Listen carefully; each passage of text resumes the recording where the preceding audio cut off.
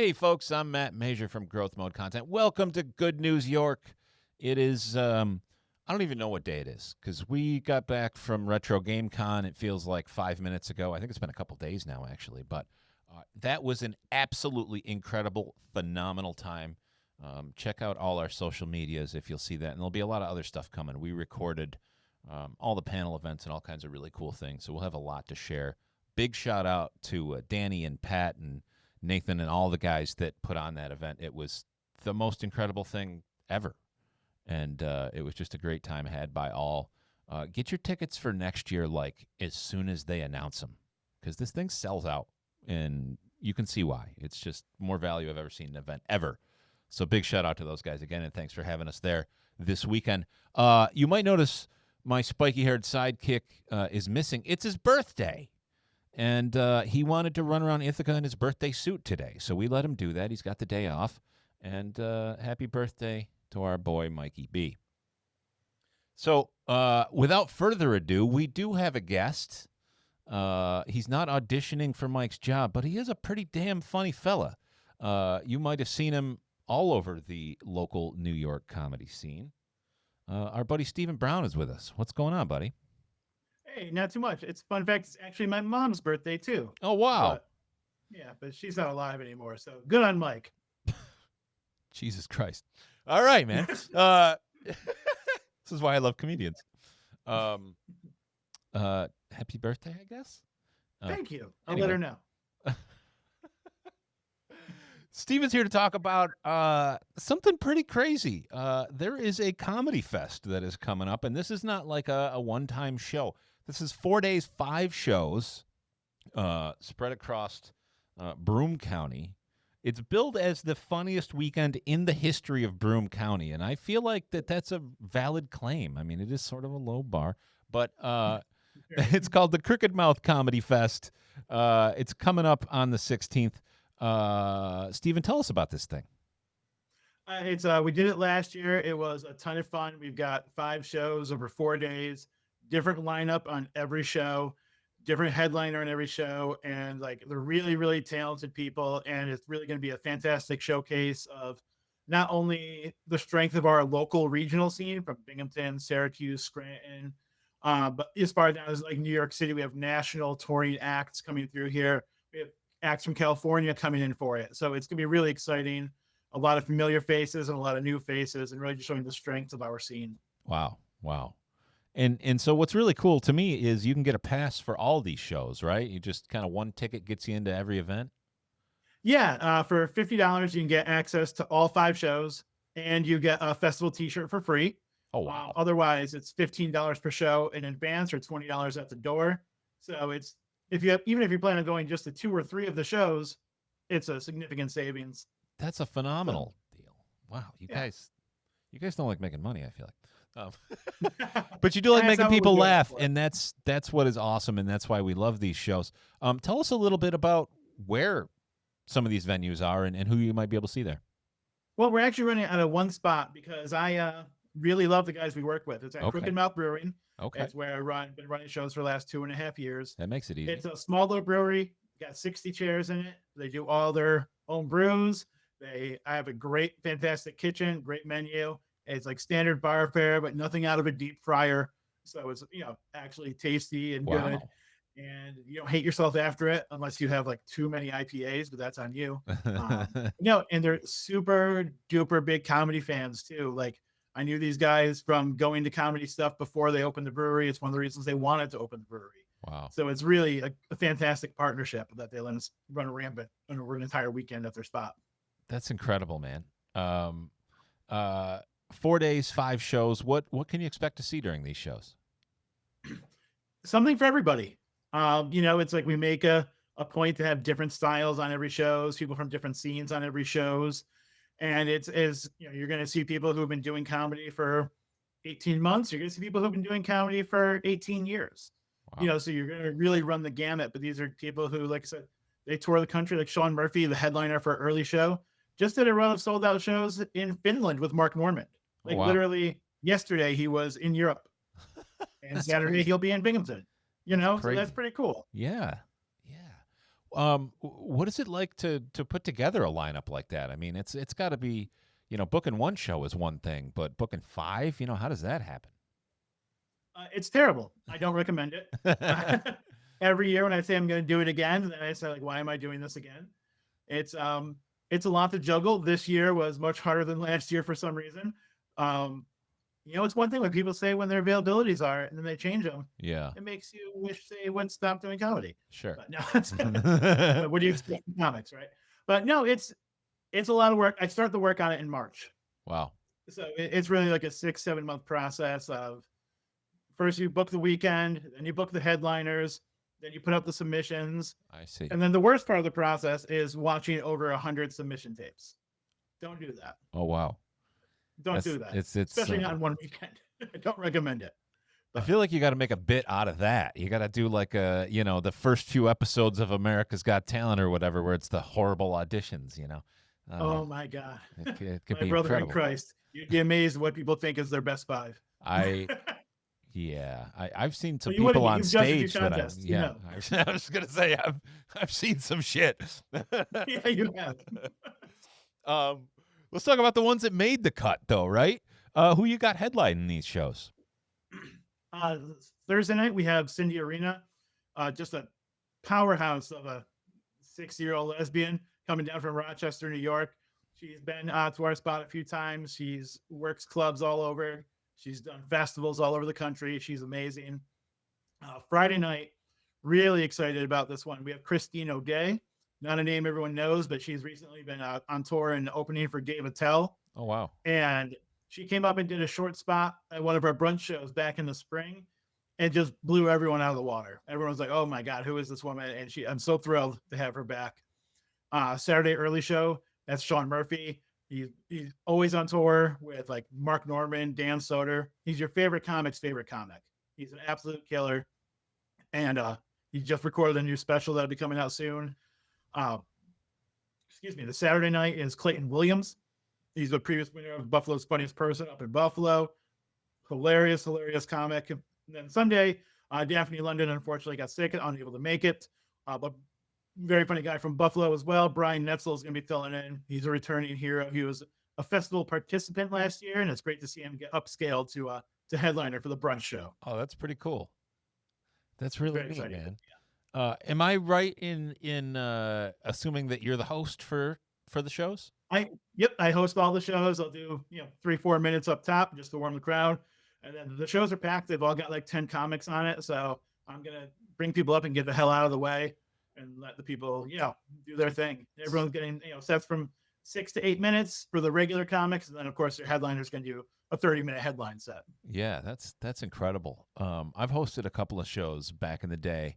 It's been not since COVID, but it's really interesting because it's not like doing a set where you necessarily can start and finish. You got to have sometimes a variety of jokes and things like that. And you've got all these different shows. Just as a host, how do you prepare to kind of have a good, to set people up properly? You just have to make sure to let them know what to expect, because I mean, it's a little bit different than a normal comedy show. It's a bit more of a gauntlet. I see. You're not going to have, people aren't going to have time to really like warm up to anyone. You've got to come Gotcha. out firing, and you got to let them know this is what to expect. You got to hit him quick, hit him hard, and get out of the way for the next guy. You just want to keep the line moving, like an old baseball term, right? Gotcha. Keep the line up turning. And so yeah, I'll just do a couple little bits here and there. Make sure once we get a good laugh, then bring up the next comic and get it moving. That's great, man. That's really cool. What is? I'm going to ask you two sides of this, but I'm going to start with the wild one here. What is the worst thing that can happen at a comedy show? And then I'm going to ask you the best, but start with that. Oh shit. Okay. Yeah, a white guy saying it. No, no. The worst thing is, especially early in a show, is if a comic isn't doing well, if they turn on the crowd and ruin it for the guys coming up next. I see. Sometimes you just got to eat your shit sandwich and say thank you and move on. Because if you do that, people be like, okay, that guy wasn't for me. Yeah. But if they go antagonistic and attack the crowd, then that takes them all like on the defensive. Like now it's like make me laugh instead of I'm ready to laugh. Right. Yeah, that's wild. What about hecklers? Do you see a lot of them, and then how do you deal with them? You know what's nice is as the host, usually people are pretty sober, so I don't have to deal with them often. But there are some times where like you feel like 80 minutes into the show, Yeah, all of a sudden the crowd goes from like having fun to like a quarter of them are just wasted. gotcha. And that's when the vibe can shift and there could be more interaction. You don't often see heckling, but you just see people who don't know when to shut up, Gotcha. Yeah. like unneeded participants. I almost feel like that's worse when people are just having their own side conversations in full volume. To me, almost like heckling almost gives you the opportunity to either add to the show or you can just throw that guy out. But when you got, three people sitting at the side table just carrying on like they're at a restaurant or something, it's horrible. And that's one thing that's nice about a paid show is the room can police itself a little bit because Yeah. everyone is invested. It's not like, oh, there's a comedy show happening at the bar on a wing night. Yeah. It's happening to them. Like we're not happening to them. They knew what they came for. Right. They all paid for it. They all want to have a good time. So it's not uncommon for some people in the crowd to turn to other people. Hey, shut the hell up. Right. You know? No, that's nice. Nice when problems solve themselves, Yes. What so what do you do after this? You said you plan this, you start in March. After this thing happens, do you take 2 weeks off and go lay on a beach somewhere, or it's got to be a big relief once it's finished, right? It is. And I took Monday off of work. Yeah. And a Sunday, I'm going to take the fattest fucking nap you've ever seen. Yeah. It's going to be a beautiful thing. And then otherwise, you just get right back to it. Like, we've got 4 more shows booked for the rest of the year, 2 in November, 2 in December, and booked through May of next year. So the wheel doesn't stop turning. You just That's keep bringing awesome. the funny, and hopefully people keep showing up. And all of those are at the same venue we were talking about? I'm looking. Yep. Everything I run is at Crooked Mouth Brewing. Like Crooked I Mouth said, Brewery. they're so good to me. And I think people in the area kind of understand now that that's the best place to consistently go to see comedy. That's great. Binghamton's a small town. We don't have a comedy club. Sure. So we try to do a show every 2 or 3 weeks to kind of keep this the hub for it. Oh, that's great. And there's other comedy in Binghamton, like Mike Peters runs the Don't Tell. Sure. He does a couple other things local in town. His shows are fantastic, but they're all over the place and not as consistent in the same spot, with the same kind of lineups. Yeah, I think you got a good strategy, good thing going, man. That's great. We're trying. Love to hear that. Love to hear that. Let's give folks the details again. It's the Crooked Mouth Comedy Fest, 16th through the 19th, through the weekend here. Let's see, your website. Go ahead and you give it to me because you can find crookedmouthcomedyfest.com. It's got bios for all the headliners, links for individual show tickets along with the weekend pass. And like I said, if you do get the weekend pass, you get access to all 5 shows. And we printed up festival t-shirts. There's only around 50 of them made. You get one of those for free. Otherwise, we're selling them for $20. And so that's a pretty really good awesome, deal. man. It's a phenomenal deal, honestly, for that much comedy, and you get a souvenir. Like you're providing incredible value to people, which I think is really awesome, man. We're trying. That's It's tough times, man. Everything's expensive. Yeah. Everything's hard for everybody right now, Yep. So we want to make sure we've got enough to make sure the headliners are taken care of, and then that everyone gets really good value for their money. We only charge what we need to, not what we should. I like that, man. I like that. That's an honorable way to go about it. Let's scene, so it's hard to get that out of your blood, But before we go, you said something earlier about Crooked Mouth that stuck in my head. You said they have phenomenal bar food, but none of it's fried. Yes. What's your favorite menu item at the place? Oh, my favorite item lately has been the peanut butter and jelly smash burger. What? Boy, yeah, it's delicious. And also, they do an excellent beef on weck, and they do a beef on weck pizza as well. Okay. So That's those are my interesting. go-tos. So hold on, you got to back up to this sandwich. So is it like it's a peanut butter and jelly, and they just jam the burger in between the normal PB&J sandwich? Like is that what double happens? Smash burger with peanut butter and jelly and bacon and cheese, and it's amazing. Oh my God, I can feel my arteries clogging. It sounds incredible. Yeah, but it feels so good. Yes. Feels so good. Yes. He's got it there. He's got it. Who wants to be 85 anyway? You know, Not me. the man's got a solid point.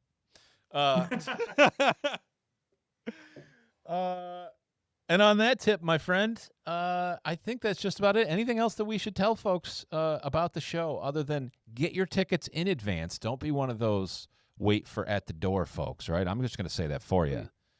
I appreciate it. And also, you save $5. Yeah. It's cheaper. Right. It is. Do yourself a favor and save me a little anxiety. It's, he's not saying this. I'm saying this. This sounds like a nice size venue, but not a massive venue. So with this type of talent, there's a real good chance you're going to get to the door and they're going to go, hey, all the seats are filled. So, if you want to plan a night out, make sure you can keep your plans, No, we've been very, very fortunate where I think probably 8 of our last 10 shows have sold out. Last year, there was no walk-ups available at the festival. So, wow. And if there are, we will definitely announce, hey, we've got 12 tickets at the door. Come and get them. Otherwise, we've had to turn people away. We don't like to. Right. Nobody wants to do that. Yeah.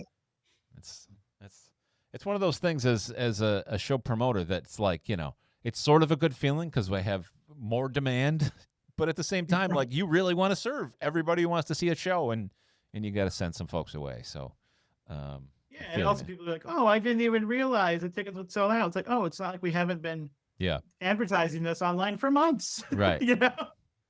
I couldn't imagine there was another person who might want to come to this show. Wow, what a surprise! They show up like we had Gianmarco Cereze in a couple of weeks ago. It sold out 2 months in advance. People are showing up like, oh, it's sold out. Like, brother, this guy's got 2 million views on YouTube in the last 2 weeks. He's sold out. Oh man, people are fun. I love it. It's the second annual Crooked Mouth Comedy Festival down in Endicott. Come check it out. Crooked Mouth Brewing. It is 231 Vestal Ave in Endicott. If you want to pop that in your GPS, go check it out. 4 days, 5 shows. He's even got a brunch show. You can't lose here. It's great, man. Congratulations on all this hard work. Seriously, like I've never done it, but I've seen so many folks firsthand put this shit on, and it is a hell of a job. And you're killing it, man. Thank you very much. It's a lot of fun. Eventually, fair. We're not there yet. Fair. I hear you, Steven. Thanks again, man. We will talk to you soon. Give us an update on everything else you got going on. Love to have you anytime. Oh, thank you so much, man. We appreciate you. Thanks for taking the time for me. And you guys do great things. I love the positivity, spreading the word about what's going on. It's community is very important. It's how all of us stay afloat. So keep it up. We appreciate you. 100%. And I appreciate you saying that, man. Thank you so much. Have a great day, my friend. Thanks, buddy. Bye-bye. And hey, folks, we will be back in just a moment. We've got another guest. We're trying to really deliver as much as we can because we took yesterday off for you. So stick around for more Good News York in just a moment. Hey, everybody, we're back.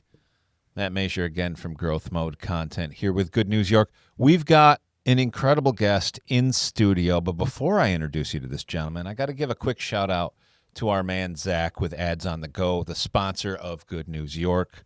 GetAdsOnTheGo.com is the website. You've seen the truck driving all around the greater Syracuse area. It's one of the few in our area. You've seen these all over the country, but around here, our man Zach is the one to go to if you want a mobile billboard or even a video screen at an event. It's incredible. You can pull up, they can jack anything into these screens, and we may even have a video game tournament in the middle of a field with this thing one day. But again, just shout out to Zach. GetAdsOnTheGo.com if you want to advertise your business with him. So without further ado, we have a gentleman who came to us, I want to say as a referral necessarily, but as he saw our buddy Dan, the car man, our returning champion here on Good News York. He's good friends with him. He works with him. I'm going to let him go ahead and introduce himself and his business, and let's learn a little bit about this. Yeah, so my name is Steve Blanchard. I'm the president and founder of Empire State Warranty. We're based out of Albany, New York. We provide vehicle service contracts, ancillary products, and other marketing things to automotive dealerships across the Northeast, and we're just expanding into the Mid-Atlantic. So Wow. we're the first of its kind, first ever what we're called in the automotive industry is a TPA, which is a third-party administrator. And we're the first ever TPA in New York State. Oh, wow. So it's been a wild ride over the last several years. Yeah. We've grown incredibly fast, and we're just trying to break the perception of what car warranties are. Okay. The Ice Teas of the world that are on Car Shield, or the Danica Patrick's on Endurances. There's a lot of misconception, misperception, I would say, in the car and the warranty business, and rightfully thought of based on a lot of people's probably experiences, I should say, and we're just trying to break the node, and it's nice to know that it's in the backyard right here in New York. That's awesome. I can understand kind of some of your challenges, because I think some of the time when you just hear these warranty things, you're thinking about,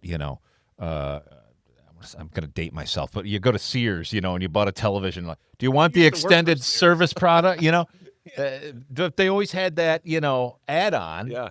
And it was sort of nonsense. It's like I'm buying a remote control. No, I don't need a service plan, and I feel like people get a little jaded by those things. Absolutely. When it comes to a vehicle, that's the thing that I want a warranty on, right? Yes. Yeah. So what do you do differently and kind of provide that some of these other folks may not?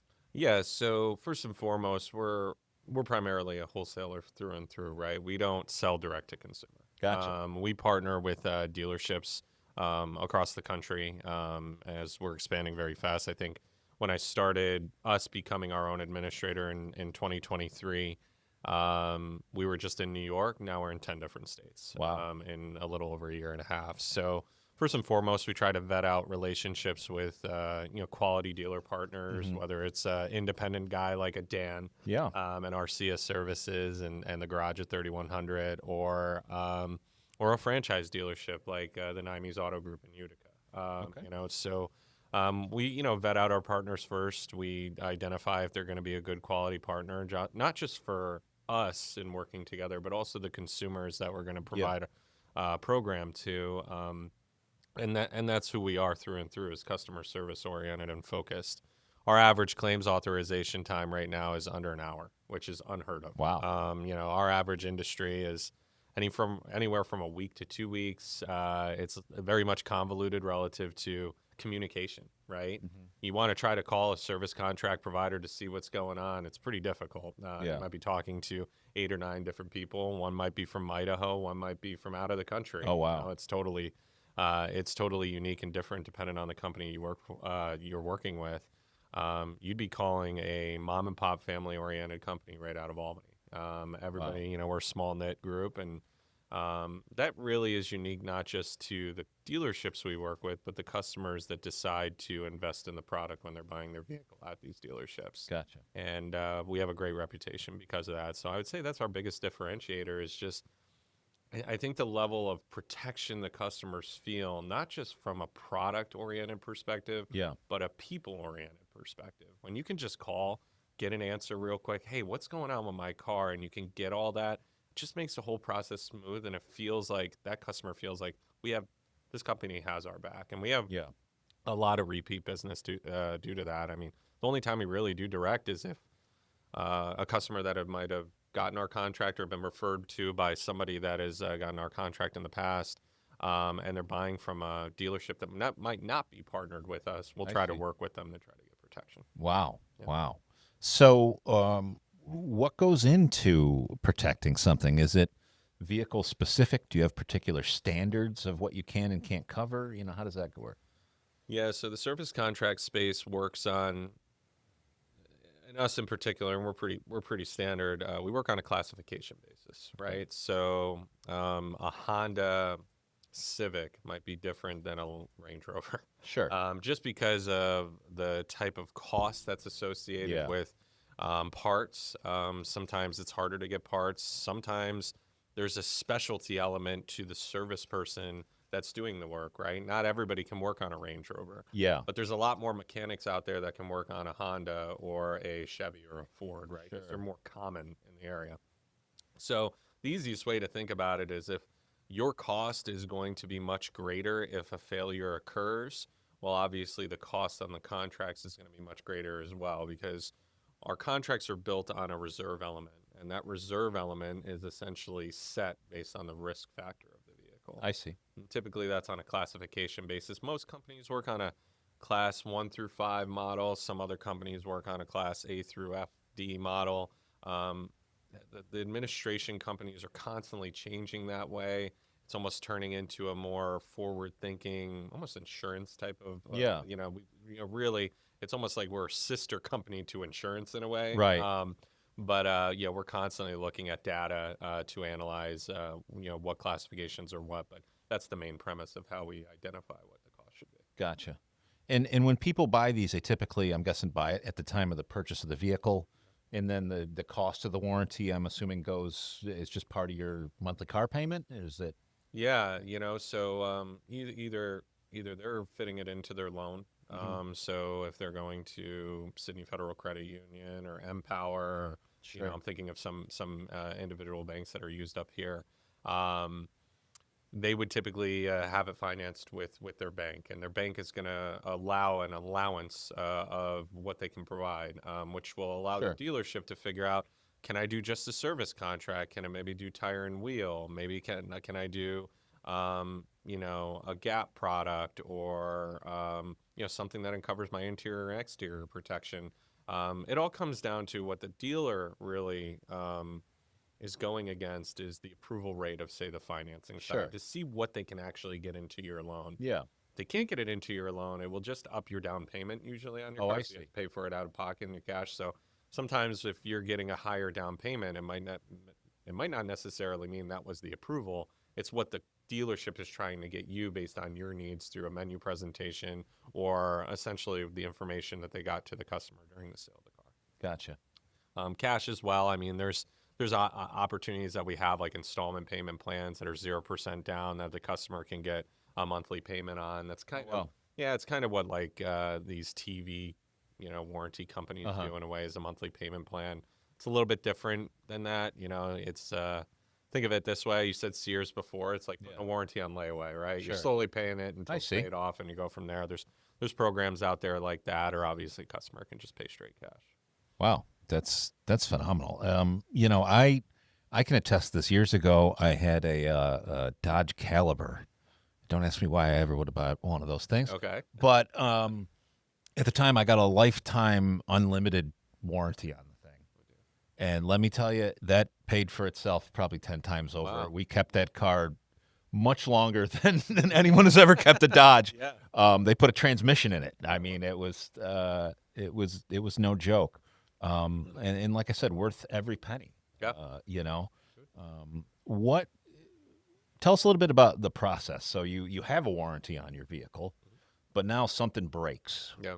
Is it a real hassle now to get that fixed, or what do I got to do to use this warranty? Yeah, so the first step is there's a lot of fear and uncertainty Yeah. and doubt, right? Somebody has an engine light pop on your car, immediately thinking, my engine is toast. It's Right. done, when it could be just their gas cap is just loose. Sure. Ultimately it's just triggering that light to come on. But it's overcoming first, consumers going to feel immediate anxiety. Yeah.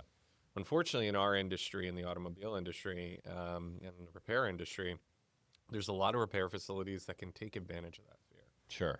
So the first step is finding a reputable repair facility that you feel that you're comfortable with, that you can go to and talk to on this to figure out what the true mechanical failure is, or even if there is a mechanical failure on the car, maybe it's something simpler, Yeah. simple like the gas cap situation that I said. But what we do is we have an in-network repair facility program with us. We vet out particular repair shops, and they get into an agreement with us where we feel confident enough that we can refer our Empire State Warranty customers to them.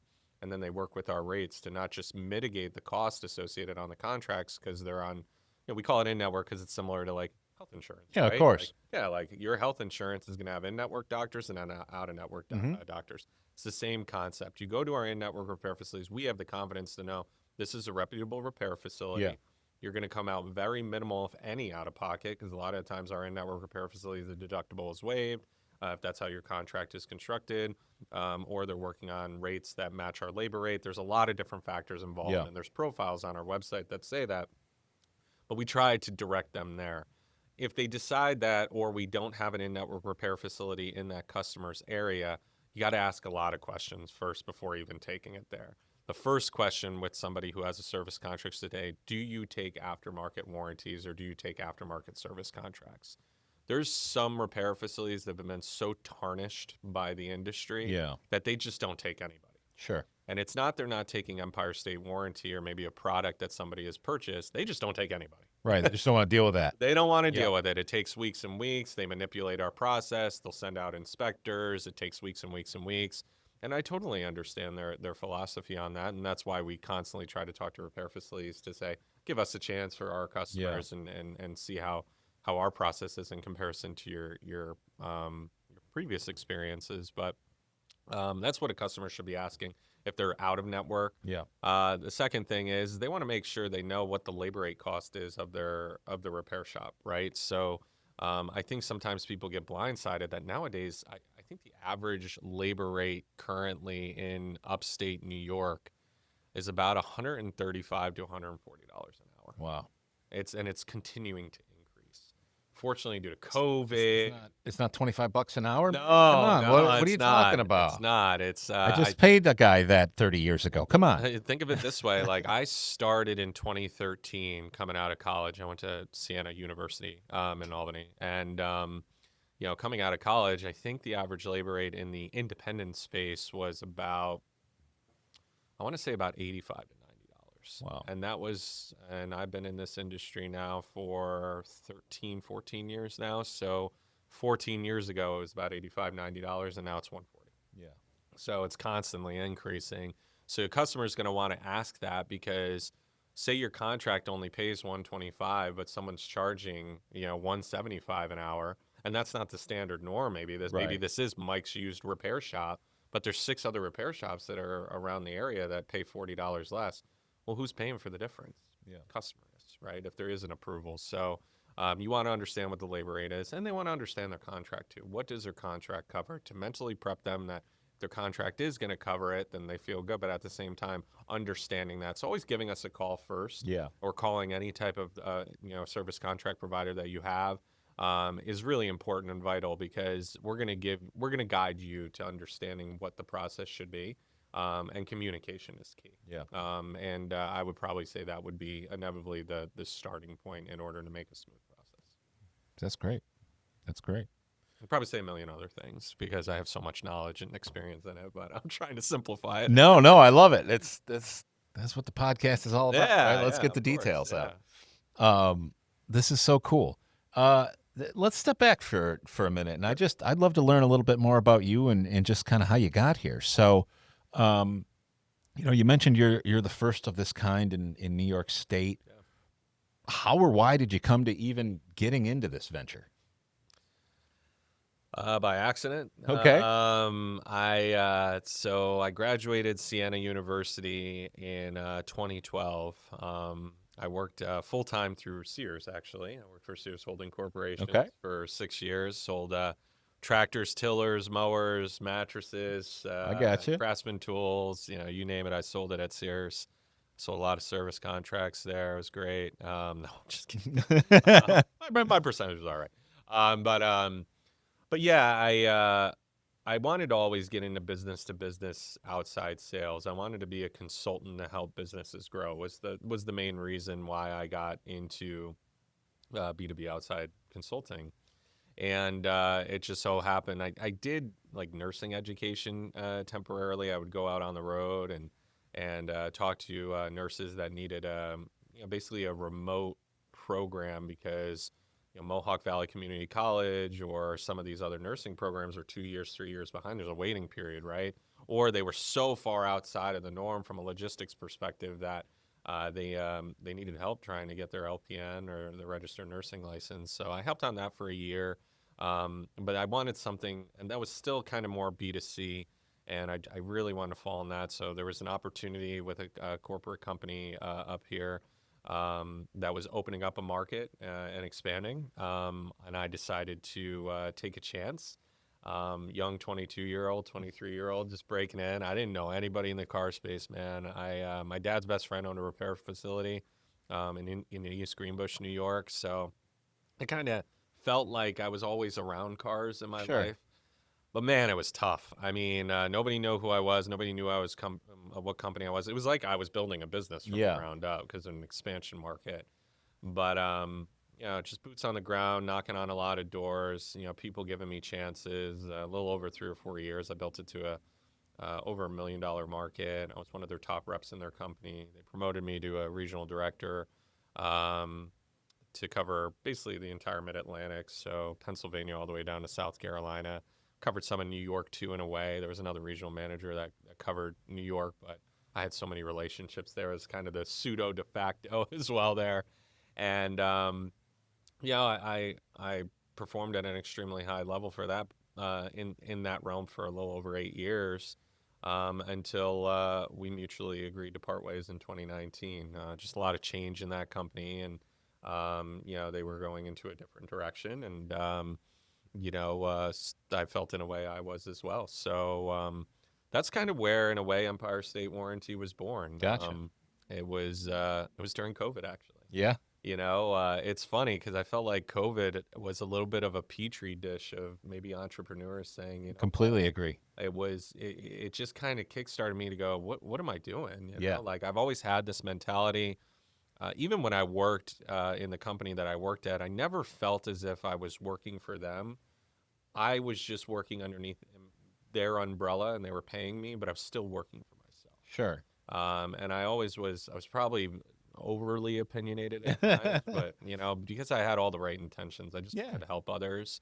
So I always had that in me, and I think COVID was a pushing point. I had an amazing business coach. His name's Wayne Herring Jr. Just an amazing guy. Shout out to Wayne because, I had a conversation with. It was a very emotional conversation. I remember I was in a pretty dark place, not knowing what to do, and he just said, "Why don't you start your own warranty company?" I go, "How the heck am I going to do that?" I had no idea how to start, and in a way, I look at him as an angel knowledge investor, right? He doesn't have any money or any game into my business, but he provided me the confidence and knowledge to push myself to do that. And he gave me some connections within the automotive space to kickstart me out. Wow. And Empire State Warranty was born in 2021. Wow. That's incredible. Yeah. So now you're expanding. You said you're in multiple states now. Yeah. What does that take in terms of a team? Do you have lots of people? Are you spending 100 hours a week yourself? How does it go? Yeah, all the above. Yeah. So 2021, when I started the company, we were white labeled. So we basically, our name was on some other administrator's product. Sure. So that's how we got kickstarted, because New York has a lot of laws and other states have a lot of laws. Yep. In New York State, what you need is what's called a SCRIP, which is Service Contract Reimbursement Insurance Policy. And that's required in order to be an administrator in the space. When you're a brand new company and you're doing $0.00, there's only about a handful of companies in the country that provide this underwriting insurance. They're not going to take you on because the risk is too great. You got to have a proof of concept. So my vision was to create a proof of concept underneath a white label umbrella to eventually break off on my own. We did that for a little over 2 years. We got big enough to ultimately, that relationship that we were working with under a white label was strenuous. It was kind of like we were conflicting based on what my vision of the company was to the vision of the administrator. It was almost like a partnership in a way. And I had to make a determination: do I white label under somebody else, or do we just bring this all in-house internally and do it all on our own? Making our own bread is what I say to most people, right? So at the time, I asked my wife, she was the director of a day spa called Kimberly's in Latham, and I said, "How would you like to start this thing with me and bring this in-house?" And she said, I'd love to. Get me out of this place. I'm ready to take on this venture with you, which I'm very grateful of her in making that decision. Without her, I wouldn't have been able to do this. Yeah. And we took a chance. It took me a year to get the licensing for New York State to approve us. We had to get the underwriter approved. We have an A+ underwriter, Old Republic Insurance Corp., which is a phenomenal partnership that we have to protect our dealers if God forbid anything happened to us. And if we're protecting the dealers, we're protecting the consumers at the end of the day. We get that question a lot because we're younger. So it's like, if anything happens to you, what happens to these service contracts that are on the road? That's what the underwriting insurance is for. And that's requirements called the McKinney Law of New York State. And I did all the marketing. That was my background at Sienna. So all the brochures, the name brands, the coverages, the components. Did all of that. I hired a compliance team out of Florida to help me to make sure that our contracts were compliant. And we launched in October of 2023 to be our own company. And that's when we really, really grew. Yeah. Because I feel like a lot of the dealers kind of looked at it as he's all in now. Yeah. Like they could relate. Like when you're an entrepreneur and you're an owner, I think a lot of the times it's scary, man. I dumped my entire life savings in 401k in order to make this work. It was almost like, listen, I'm a Texas Hold'em poker player. Yeah. And I was putting all the chips in the middle. Yeah. Bro, I was going all in. And I think my dealers could resonate with that. Like, let's give this a shot and help him out. And if it doesn't work for us, then we'll tell him why. Yeah. But our retention stayed. That's we awesome. executed at an extremely high level. And, we grew tremendously. I think at the end of 2023, coming out of a white label, we were a little over a $500,000 company. 2024, we did about 3.4 million. And this year we're projected to do about 6.7. Wow. And we're in 10 different states now. We have 7 employees. We have 2 other additional employees coming on by the end of the year, a director of finance and another individual to help out my tech department as my tech department's starting to grow, my VP of tech. And it was just, I think that was the jumping off point is when we became our own administrator, there was an immense buy-in by the automotive sector. That's great. I love to hear that. So let's talk just for a couple of minutes about who you're looking for to continue to grow this, right? Who is your now target client and who should be talking to you about partnering up? Yeah, I would say any automotive dealership, franchise, or independent that's looking for a true partnership. Maybe their service contract provider. A lot of our industry has turned very transactional. Mm-hmm. It's a 1099 agent comes in, slings product, hopes that you sell 50, 60, 70 contracts a month, 20 contracts down, whatever the amount is, right? Sure. Like they're just more worried about how many contracts they're going to get for themselves as opposed to how they can truly partner with the dealership to become a better dealership overall, how to grow their back end business or back end revenue, and have a partner in that category. And it's a little old school, but if there's any dealers out there that are looking for, man, I'm looking for someone to help partner with me to make more money. I mean, if their average PVRs right now aren't a split between back end and front end, you should talk to us. Because the average industry right now is, if you're at a 90 to 10, the majority of the money that I make right now is in the front, and our back end PVRs are just in the dumps. It's 10% or 20% of the gross revenue of our store. Talk to our team, because the majority of our dealerships, once we sink our teeth into them and we really build that partnership, I'd probably say the split of revenue at the stores are 60, 40, 50, 50, which is a huge difference. And just I would say if there's any dealers out there that are thinking to themselves, I make X amount on the front right now, and I can match that same amount I'm making on the front and the back, how much of a difference would that make for your store? Yeah, I mean, that sounds incredible. Yeah. Are a lot of the dealers that sell the vehicles in the warranty also some of the service shops that folks would then bring it to for warranty service, or do you find they're kind of different players? You're talking in terms of like consumers or like just the dealership themselves? Do they typically take both parts? They're then the warranty center where they do the work in their shop. Yeah, for the most part. Yeah, and honestly, those are our best those are our best relationships. Yeah, because there's a structured element to it, right? There's a level of ownership in the product that they're selling. Yeah. Honestly, any of our dealerships that have a service department attached to them are really, really strong partners for us. And in the long term, they can grow into, a gross profit share program with us, or eventually there's programs called reinsurance or DOWC programs that they can get into, and they can really grow their portfolio that way because they can control the narrative on their service side. Yeah. It's not just for people coming in, but it's also the reconditioning associated on the cars. When you're buying a used car, there's a lot of, for most people, it's their new car, right? Yeah. So they expect everything to be good, everything to be great. This is my new car, even though it might be a 2017 Chevy Tahoe with 95,000 miles on it. That's their new car. And, reconditioning costs, I mean, for a good, solid, reputable dealership is anywhere from $1,500 to $2,500. Does everybody do that? No. And it's even harder when they don't have their own service department, because that dealership has to partner with a third-party repair facility for essentially wholesale work. They're paying them due to volume, and so it makes it a little bit more difficult on their end. So yeah, I would probably say a lot of those guys that have an attached repair facility are great partners, but that doesn't necessarily mean the individuals that don't aren't good partners too. We have a lot of dealerships that do like a certified pre-owned program that will ultimately show all the work that's been done ahead of time onto the car to give the customer a peace of mind. Hey, this car is really tight, and on top of it, they might include a warranty on it too, to say we don't think anything's going on, but in order to give you a peace of mind, we're going to include a 6-month or a 12-month warranty. So,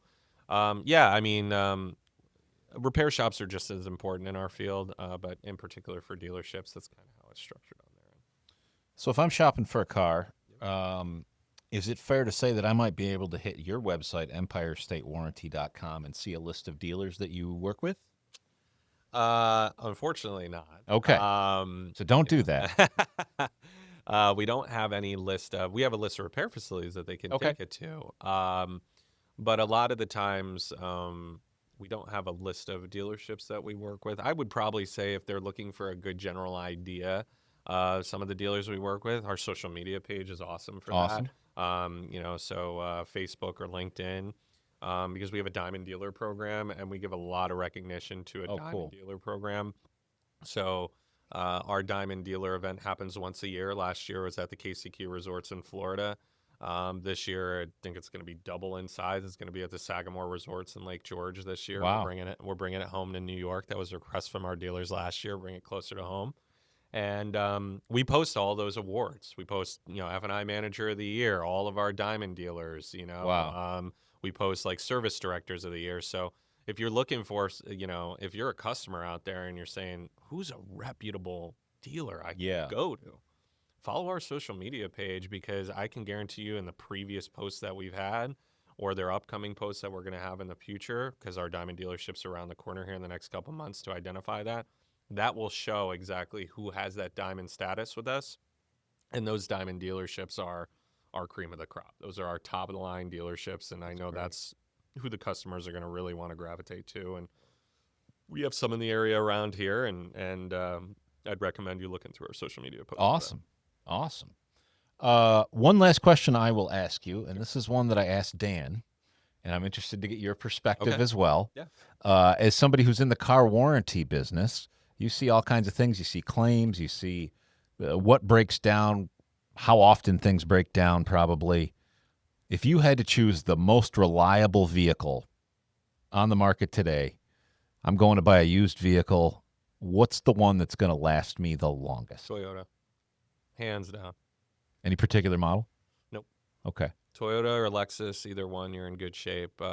They are the most popular brand in the country right now. Subaru kind of competes with them pretty much, but hands down, Toyota Lexus has a tendency to be the top of the line. I'm personally a Toyota Lexus guy, and I'm not saying that because that's who I am. Our data shows that as well. Wow. They're phenomenal vehicles, and I I mean, honestly, you can't go wrong with any Asian-based program, like a Honda, Toyota, stuff like that. But I would probably say if there was any particular brand, it would be Toyota. Dan also said Toyota. Yeah. Yeah. We're on the His same- his specific recommendation was for the Toyota. I think it's the Sienna, the minivan. Okay. Yeah. And his logic was that you can put your kids in that, you can fold the seats down, you got a cargo van. It was the ultimate in terms of not only reliability, but just one of the most versatile. I have a sales rep. He had a whole logic built out to it that I really appreciated. I have to agree with him, because I have now, you're 26-year-old guy looking for a reliable car. I don't know if you're going with a Toyota Sienna. Exactly. But I have a sales rep on the road right now, works directly for us, who has a Toyota Sienna with 210,000 miles on it, and that thing just doesn't. It doesn't. You wouldn't even know it had 210,000 miles on it. So, for sure. I mean, you can't go wrong with Camrys, Corollas, 4Runners, you name it. Like, there's just so many good products in the Toyota brand. Like, there's a reason why that particular manufacturer is as popular as it is. They just, I don't want to say they're bulletproof. Like, they're not. Sure. Reliability nowadays is like, you got to think to yourself. I mean, 45 to 50% of these cars have technology on it nowadays. Like, the more bells and whistles you have when you purchase a car, you should think of risk. Right. Like, you guys are in the tech space. Yeah. It only takes one line of code to be off in order to mess up everything. My career exists because this stuff doesn't work all the time. Yeah, exactly. And it's the same thing with cars, right? So, your car is made up of over 120 computer chips. Yeah. During COVID, the reason why there was an issue with manufacturing, like getting cars out, it was a similar thing in real estate, right? Was because they couldn't get the computer chips to put on the cars.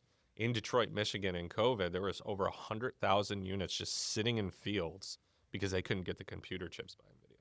Yeah. And that was that just tells you that reliability is defined in different ways now. Sure. I would probably say the person that mitigates the risk the most is Toyota, but regardless, for any car that you get, there's going to be a level of risk there.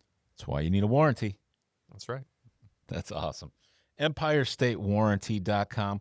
You mentioned the socials. Let's go ahead and give all the plugs. What to look for on the social networks and all those fun things. Yeah, so you can follow us on our main website is EmpireStateWarranty.com. Our Facebook, which just go at Empire State Warranty.